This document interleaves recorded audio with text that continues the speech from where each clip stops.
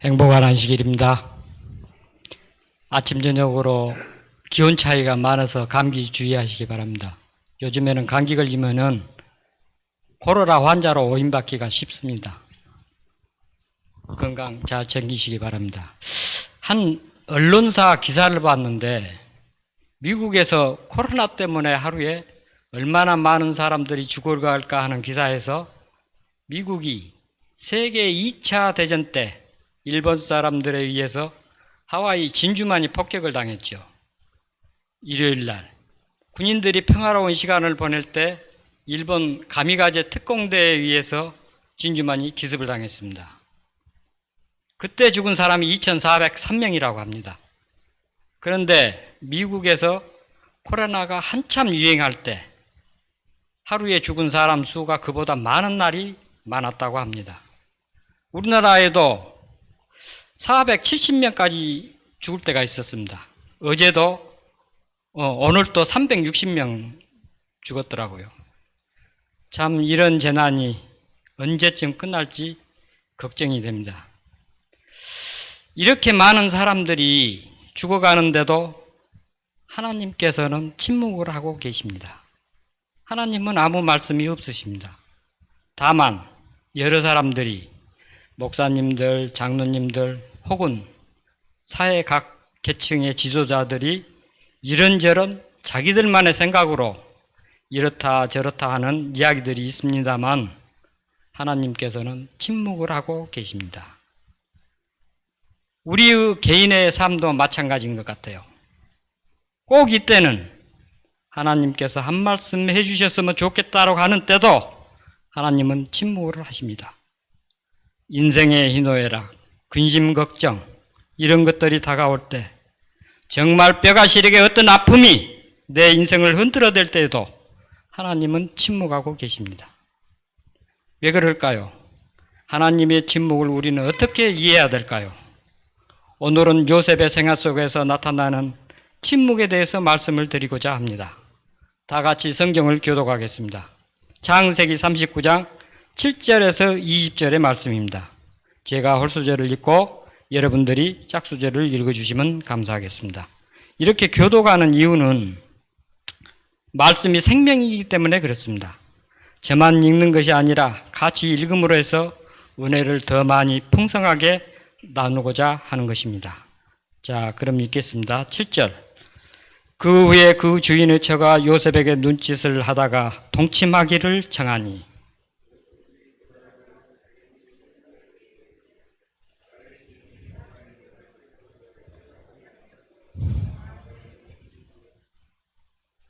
이 집에는 나보다 큰 이가 없으며 주인이 아무것도 내가 금하지 아니하였어도 금한 것은 당신뿐이니 당신은 자기 아내임이라. 그런즉 내가 어찌 이 큰 악을 행하여 하나님께 득죄하리이까.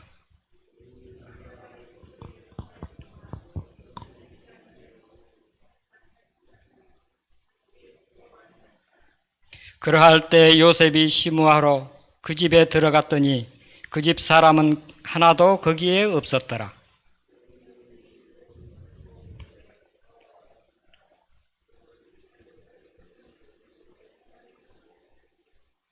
그가 요셉이 그 옷을 자기 손에 버려두고 도망하여 나감을 보고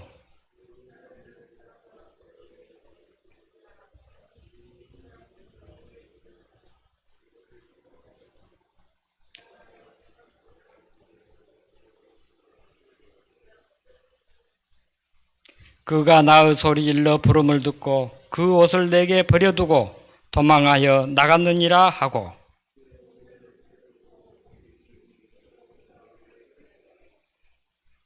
이 말로 그에게 고하여 가로되 당신이 우리에게 데려온 히브리 종이 나를 희롱코자 내게로 들어왔기로.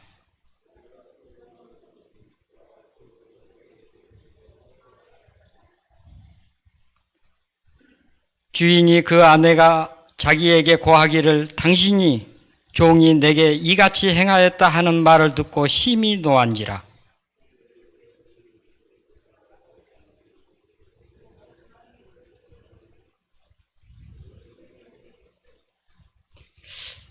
요셉이 보디발의 집에서 노예로 살아가면서 일상생활 속에서 일어났던 유혹과 시험에 관한 이야기입니다. 여러분 요셉은 어떤 사람이었습니까? 철저히 외모가 잘생긴 사람이었습니다.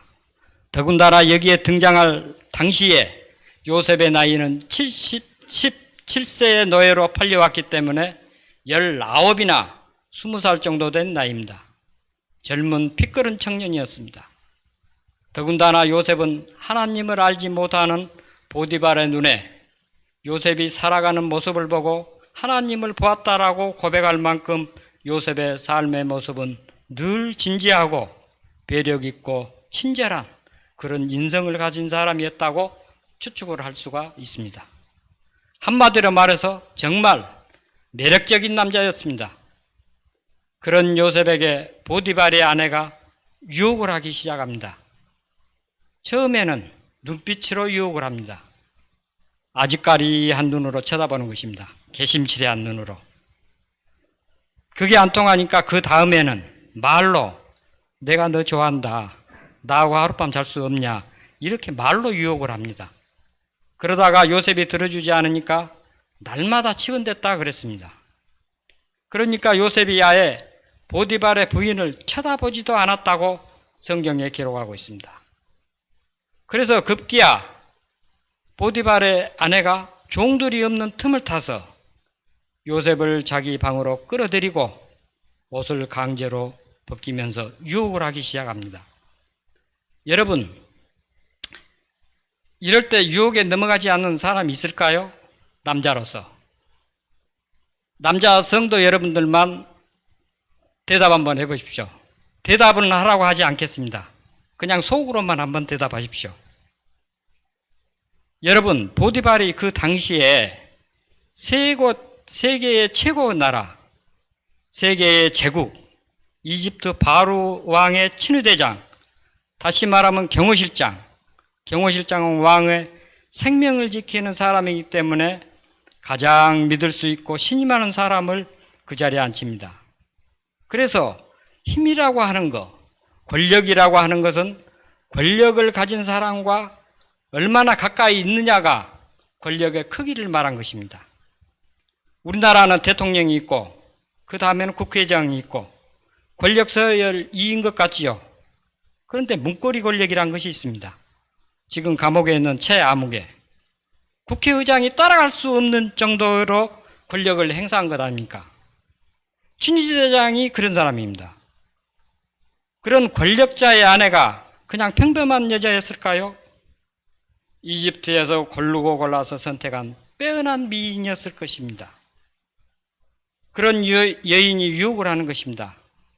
더군다나 이스라엘 사람들이 전례에 내려오는 구약에 관해 기술한 야사레라는 책이 있는데 그 책에 이런 대목이 있더라고요. 보디발의 아내가 요셉에게 속삭입니다. 요셉아, 나하고 동침하는 것 때문에 네 주인 보디발이 너를 죽일까 염려하지 마라. 그것 때문이라면 염려하지 마라. 왕이 살아계시는 한 너는 벌을 받지 않고 오히려 출세의 기회가 주어질 것이다. 이렇게 하고 유혹을 하고 있습니다. 여러분, 이런 상황 속에서도 요셉은, 그런 유혹 속에서도 요셉은 엄청난 인생의 도전 앞에서 요셉은 어떻게 행동을 했습니까? 어떻게 반응을 했습니까? 9절에 보면 내가 어찌하여 이 큰 악을 행하여 하나님께 죄를 지으리까? 이렇게 아주 단호하게 분명하게 그 유혹을 뿌리쳤습니다. 요셉이 얼마나 멋집니까? 얼마나 장합니까?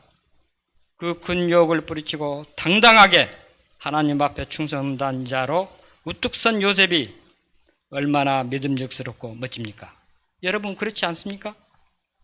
그런 요셉이 오히려 모함을 당하고 누명을 쓰고 감옥에 갇히는 신세가 됩니다. 왜 하나님께서는 이럴 때 침묵을 하십니까?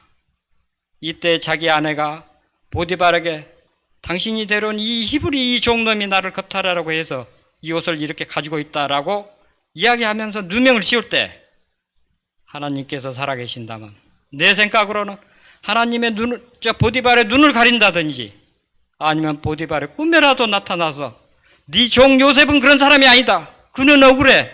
이렇게라도 말씀해야 되는 거 아닙니까? 그런데 억울한 누명을 쓰고 옥살이를 합니다. 하나님은 침묵을 하십니다. 여러분, 하나님의 침묵에 대해서 어떻게 이해해야 될까요? 이렇게 믿음대로 살아도 다가오는 위기에 대해서 믿음대로 살려고 애를 써도 여전히 변함없이 우리의 고난과 아픔이 다가온다면, 상처가 생긴다면 우리가 어떻게 해야 될까요? 이럴 때까지도 하나님께서 침묵하실 때 우리는 하나님을 어떻게 이해해야 될까요? 그 요셉의 믿음의 행동에도 했음에도 불구하고 감옥에 갇히는 신세가 됐습니다.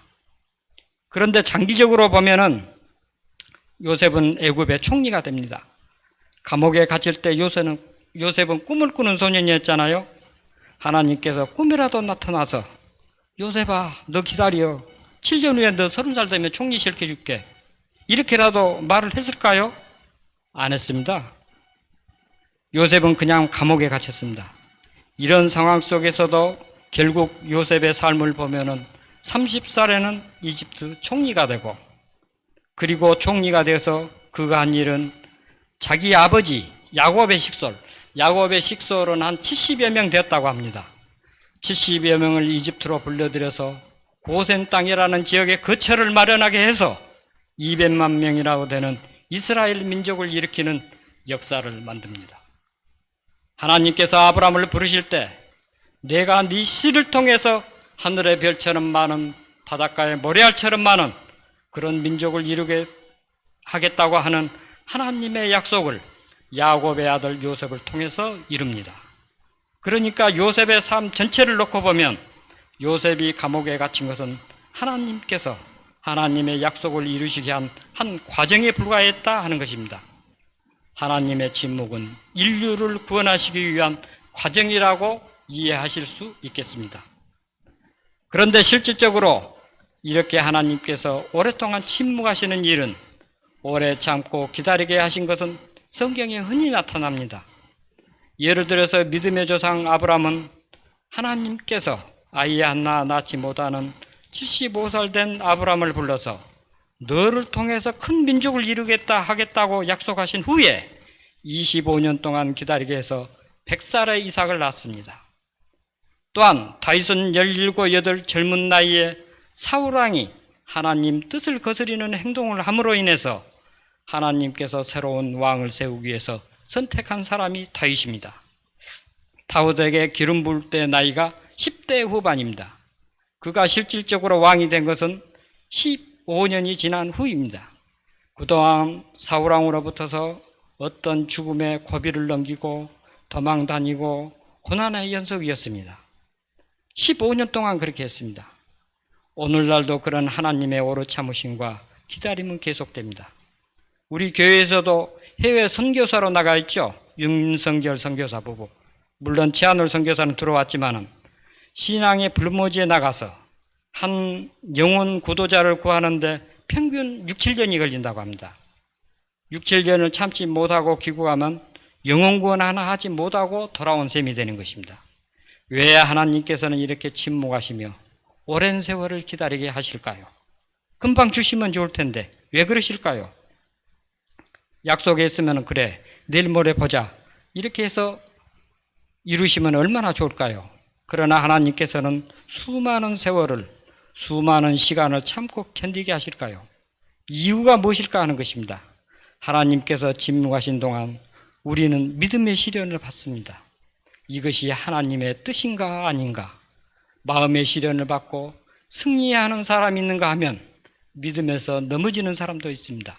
다시 말하면 하나님께서 침묵하시는 기간 동안 우리들의 믿음은 진정성을 테스트 받는 것입니다.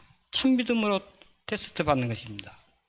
그래서 어떤 상황에서도 하나님께서 주신 약속을 굳게 믿고 견디는 것입니다. 초지일관 하나님만을 바라보면서 변함없는 믿음으로 살아가는 것입니다.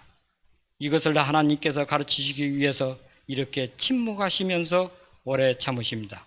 그래서 고린도전서 13장 4절에는 사랑을 저기리니 하면서 사랑은 오래 참고 그렇게 시작을 합니다. 하나님은 사랑이시잖아요.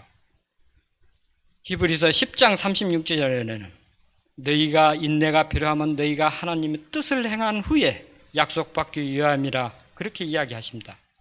다시 말하면 하나님께서 주시고자 하는 축복의 약속을 받기 위해서는 우리의 인내의 훈련, 인내의 공과를 배워야 한다는 것입니다.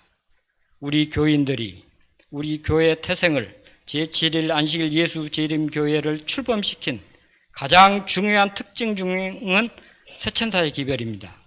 많은 교회들과 우리 교회를 구분하는 기준이 안식일이라고 생각하기 쉬운데 안식일을 지키는 교회는 우리 말고도 많이 있습니다. 제7일 안식일 예수 재림교회가 가장 분명한 정체성과 유일한 특징 중 하나가 세천사의 기별입니다. 세천사의 기별의 마지막 남은 자손의 특징을 이렇게 이야기하고 있습니다. 계시록 14장 12절 성도들의 인내가 여기 있나니 저희는 하나님의 계명과 예수 믿음을 지키는 자라. 하나님의 계명과 예수 믿음을 지키는 자라. 이것이 마지막 남은 자손의 믿음의 특징이다. 참 믿음이다. 이렇게 볼 수 있습니다. 여러분, 왜 이렇게 참 믿음이란 말을 썼냐면 조금 전에 말씀드린 것처럼 하나님께서 침묵하시는 동안 우리는 인내하면서 기다려야 하는 것입니다. 그런데 왜 인내가 필요할까요? 제 자신을 돌이켜 보면 무슨 일이든지 시작할 때 내 힘으로 하려고 합니다. 그 알량한 내 재주, 내 노력 이런 것으로 밀어붙입니다. 그렇게 하다 안 되면은 에라 모르겠다 포기하면은 그때 비로소 하나님께서 일하기 시작하십니다.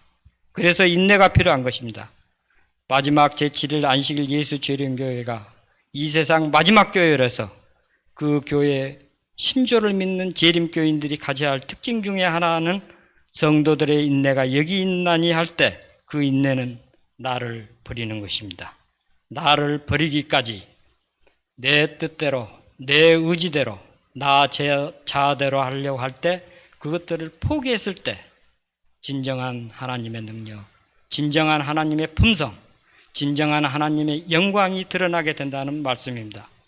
여러분과 제가 신앙에 충실한 하나님의 백성이 되기를 간절히 바랍니다. 그러면 요셉이 어떻게 참믿음의 소유자가 되었을까요? 보디발의 아내가 유혹을 어떻게 뿌리치고 당당하게 내가 어찌 이렇게 하나님께 큰 죄를 범할 수 있냐? 단호하게 그 유혹을 뿌리치고 시험에 건너뛰고 그런 신앙을 가질 수 있었을까요? 제가 교회에 들어와서 신앙한 지 한 20년 됐습니다. 물론 다른 사람에 비해서는 아주 적은 연수더라고요. 20년이 됐는데 신앙을 하면서 이렇게 보니까 사람들의 신앙하는 모습들이 다 다릅니다. 어떤 사람은 굉장히 부드러운 분이고 돌이켜보면은 내가 교회에 첫 발을 딛게 한 고등학교 다녔던 동네 형이 항상 웃음을 잃지 않고 친절하고 잘못을 해도 이해해 줄 것 같은 그런 따뜻한 형님으로 기억하고 있습니다. 또 어떤 분들을 보면 그 양반 앞에 가면은 꼭 내 잘못된 허점이 잡힐 것 같은 느낌이 있어서 같이 있고 싶지 않은 분도 있습니다. 또 어떤 분은 무엇이든지 남에게 주고 싶어서 그냥 안달이 난 정이 많으신 분도 있습니다. 사람들의 신앙의 양태가 이렇게 다 다릅니다. 왜 그럴까요? 같은 성경을 읽고 같은 안식일을 준수하면서 같은 신앙을 하면서 왜 그렇게 다를까요? 물론 성격이나 DNA 유전자가 다를 수는 있지만 내가 볼 때는 각자 믿는 하나님이 다르기 때문에 그렇습니다. 성경을 보면 정말 다양한 형태의 하나님이 나옵니다. 큰 코끼리로 비유하자면 어떤 사람은 코끼리의 꼬리에 해당되는 하나님의 특징만을 좋아하는 사람이 있습니다. 또 어떤 사람은 기둥 같은 코끼리 다리에 해당되는 하나님, 이런 하나님을 좋아하는 사람이 있고 그래서 자기에게 어느 순간 여러 가지 하나님의 특성 중에서 내 가슴 속에 깊이 들어오는 하나님이 있습니다. 그 하나님이 자기 하나님이 되고 그 사람의 삶을 지배하게 되는 것입니다. 심판하시는 하나님이 너무 좋은 신앙하는 분들이 있습니다. 정말로 너무 좋아하는 집사님들, 장로님들도 계시고 물론 목사님들도 계십니다. 그런 분들은 심판하는 하나님이 초점입니다. 공의의 하나님. 그런 하나님을 묵상하고 살다 보면 언제나 반듯해야 되고 죄를 짓지 않아야 되고 늘 자기 자신을 준비하지면 안 되는 그런 신앙을 가지게 되는 것입니다. 그래서 어떤 하나님을 믿느냐에 따라서 내 앞에 다가오는 어떤 불안, 내 앞에 다가오는 어떤 고통, 염려들이 내 대처하는 방법이 다른 것입니다. 그래서 어떤 하나님을 믿느냐에 따라서 어떤 하나님이 나를 지배하느냐가 매우 중요한 것인데, 참 믿음의 소유자 요셉의 마음에 품었던 하나님은 어떤 하나님이냐 하는 것입니다. 여기 부조와 선지자 214쪽에 보면 이런 말씀이 있습니다. 그때는 요셉이 그 아버지 야곱으로부터 특별한 사랑을 받았습니다.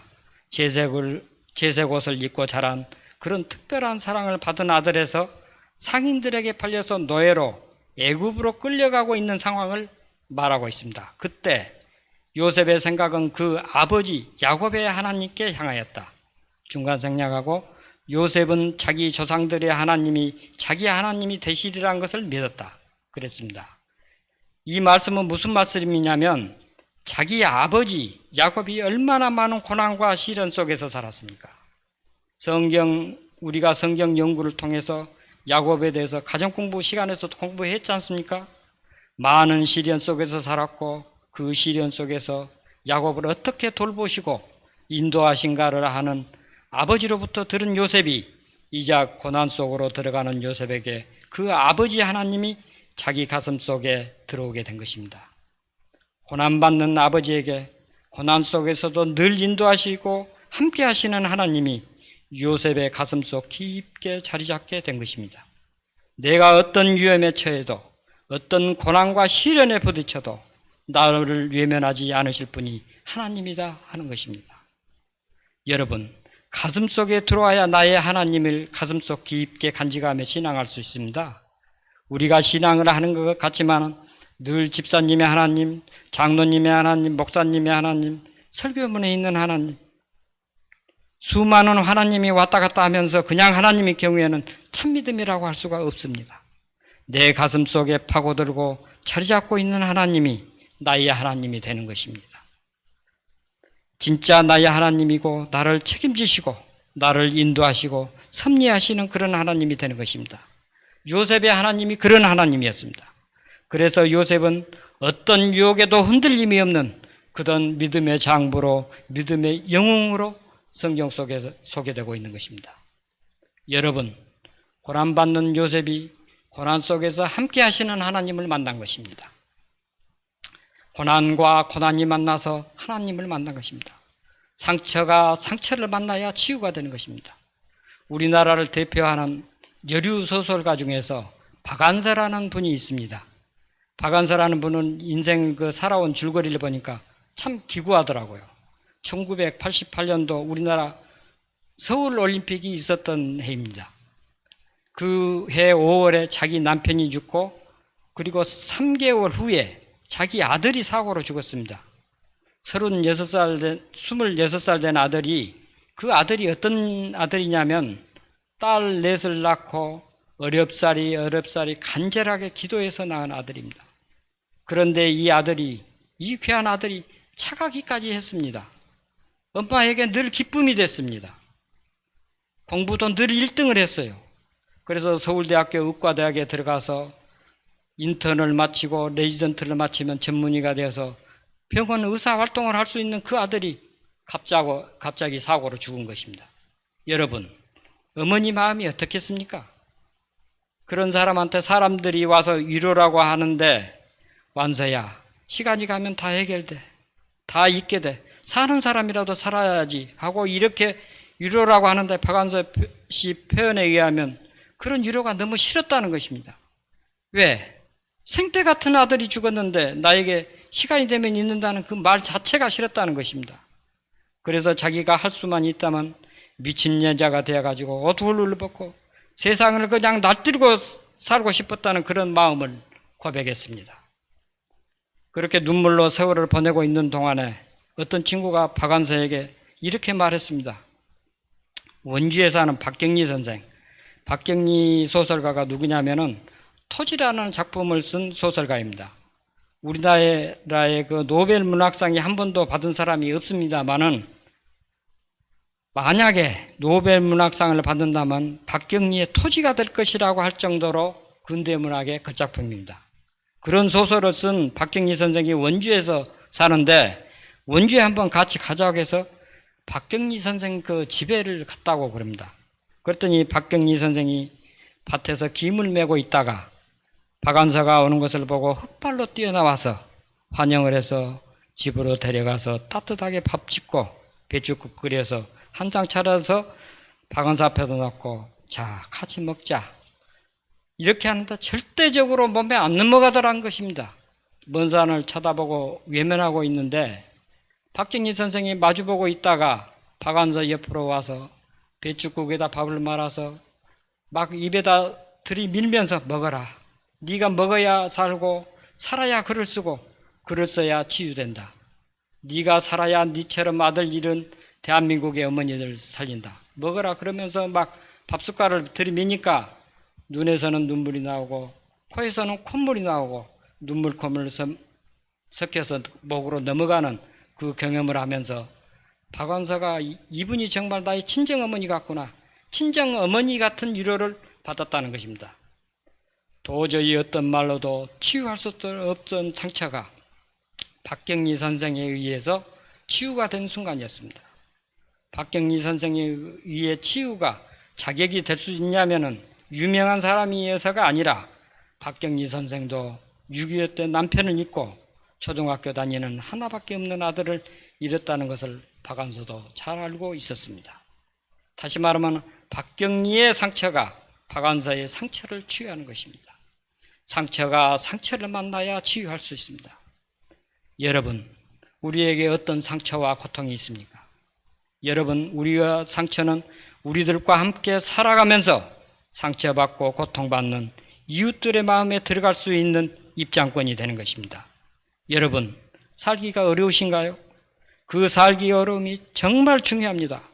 왜냐하면 그 어려움이 가족들의 마음을 열리게 하고 우리 주변 사람들의 마음을 어루만질 수 있는 힘이 되는 것입니다. 상처는 상처를 치유하고 고난은 희망을 만들어냅니다. 우리 마음에 들어올 수 있는 입장권을 가지신 한 분은 예수 그리스도십니다. 그래서 예수 그리스도는 치유자가 되시고 우리들의 구원자가 되시는 것입니다. 여러분, 죽음은 누구나 상상하기 싫은 공포입니다. 나 죽어도 된다라고 하는 분은 찾아보기 힘듭니다. 며칠 전에 내가 일과를 끝나고 새로 생긴 동네 목욕탕을 갔는데 탕에서 이렇게 몸을 담그고 있는데 한 사람이 마스크를 쓰고 목욕을 하고 있더라고요. 저분이 어떻게 몸을 씻으려고 그러나 하고 보고 있는데 얼굴과 머리 감을 때만 마스크를 잠깐 벗고 그 다음부터서는 마스크를 쓰고 등도 밀고 그 뜨거운 사우나까지 하고 나가더라고요. 왜? 코로나에 감염돼서 죽을까 봐. 생명이란 그런 것입니다. 죽음은 누구나 두려운 것입니다. 우리는 아주 쉽게 이야기할 수 있지만 예수 그리스도께서는 십자가에 못 박혀서 돌아가셨습니다. 예수님은 죽음은 쉬웠을까요? 죽음에 대한 공포가 없었을까요? 예수님은 십자가에 못 박히기 전날 겟세마네 동산에 올라가서 제자들과 함께 기도하신 장면을 이렇게 기록하고 있습니다. 마가복음 14장 34절 말씀하시되 내 마음이 심히 고민하여 죽게 되었으니 예수님도 죽음 앞에서 떨었습니다. 두려웠습니다. 36절 가라사대 아빠 아버지여 아버지께서는 모든 것이 가능하오니 이 잔을 내게서 옮기시옵소서. 그러나 나의 원대로 마옵시고 아버지 원대로 하옵소서 하시고 가능하다면 할 수만 있다면 피하고 싶은 것이 예수님께서도 죽음이셨습니다. 그런데 돌아가셨습니다. 십자가에 걸리신 것입니다. 이 부분에 대해서 시대의 소망 689쪽에는 이렇게 기록하고 있습니다. 마음의 고민 때문에 죽음과 고통에 대한 고민 때문에 땀이 빨개지는 핏방울 같이 되었다. 모세의 혈관이 터지고 땀이 흐르는데 그 땀과 피가 섞여서 떨어진 것입니다. 모진매를 맞고 모욕과 고통 속에서 예수님은 돌아가셨습니다. 우리들의 이기심 때문에 죄를 낳는 뿌리가 되는 것입니다. 그런 예수님이 우리들 가슴속에 들어와 계신가요? 여러분, 마음이 아플 때 이 십자가 사건과 관련해서 성경 속에서 나타난 하나님의 아픔을 묵상해 보시기 바랍니다. 하나님께서 우리의 상처를 모르는 채 하시는 것이 아니라 침묵하시는 것입니다. 이런 하나님의 음성과 위로를 늘 경험하면서 살아가기를 간절히 바라면서 말씀을 마치겠습니다. 기도하시겠습니다.